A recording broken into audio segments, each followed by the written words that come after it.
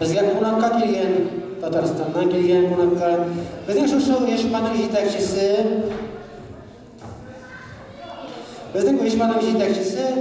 Tataristonning ot qozongan artisti, Tataristonning xalq artisti, Tataristonning ot qozongan san'at ishligisi ham Ustoz Jalil premiyasi laureati bizning yaratgan kompozitorimiz Rif abi.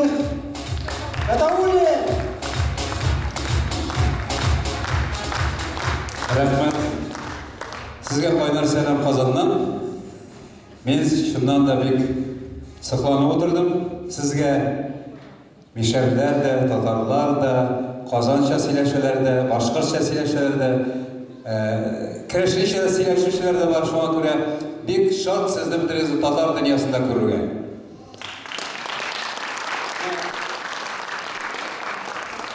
Kompozitor degan so'z u bit zo'r tushuncha.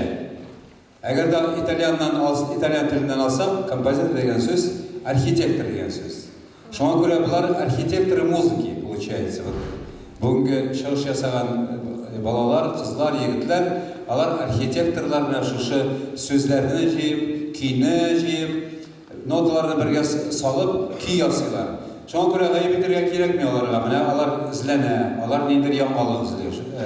Kimdir nasar kelib chiqa, kimdir kelib chiqmay. Shunga ko'ra men sanim baribir nasar kelib chiqdi deb bugun konsert. Siz yashadimi, yo'qmi? Bo'ldi, alaysa.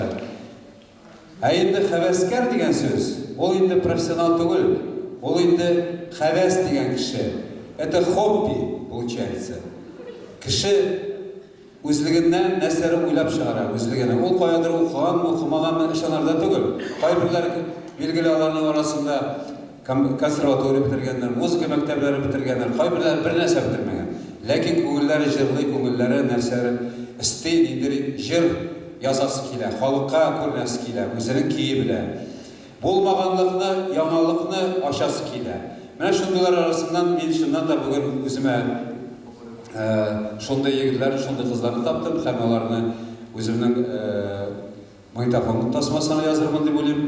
Mana bizning hali hozir uyushuv majlisi bo'lacak. Shundan so'ng biz endi kelajakda o'zimizning Tatariston radiosunda, Rossiya radiosunda balki shularning turida biroz mana qisqagina intervyu aytib ketirman. Endi sizga Tatar manga degach, o'zimning ijrolarimning bir-ikkisini boshqarib ketasim keladi. Garmon olaylik do'stlar. Sizga tanish.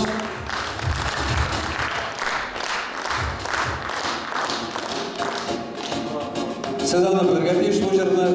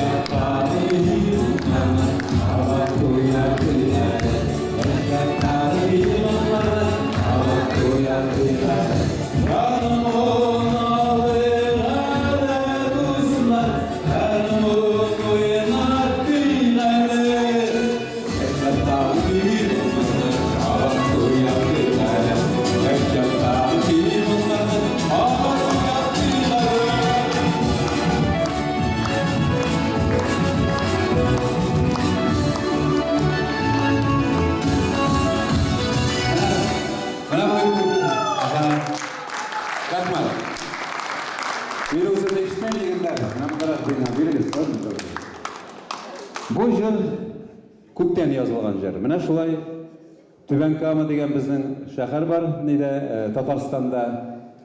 Анда инде бер совхоз дигән улакта совхозлар бар иде, колхозлар бар иде инде.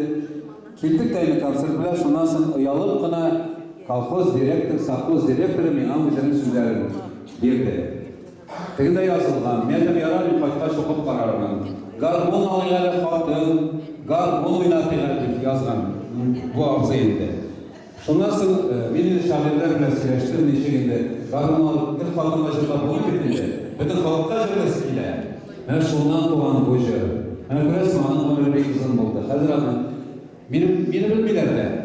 Гармон алып турында җырлыйлар гармон алып. Чөнки композиторның бөтен шатлыгы шул. Халыкка җыр кирип урнаша икән, ул да булса, ул инде аның победасы дип әйтергә була. Чөнки ул халыкка кергән, халык җырына әверелгән. Менә шундый булырга тиеш җырлар. Хәзер тагын нәрсә җырлыйбыз. Менә хәзер икебез кызларга хәзер хәтерлисезме үзегезнең беренче тапкыр гыйшык җырткан вакытларыгызны мәктәптә?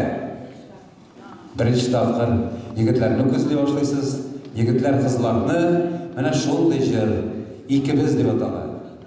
Сезгә уйлап барыгыз.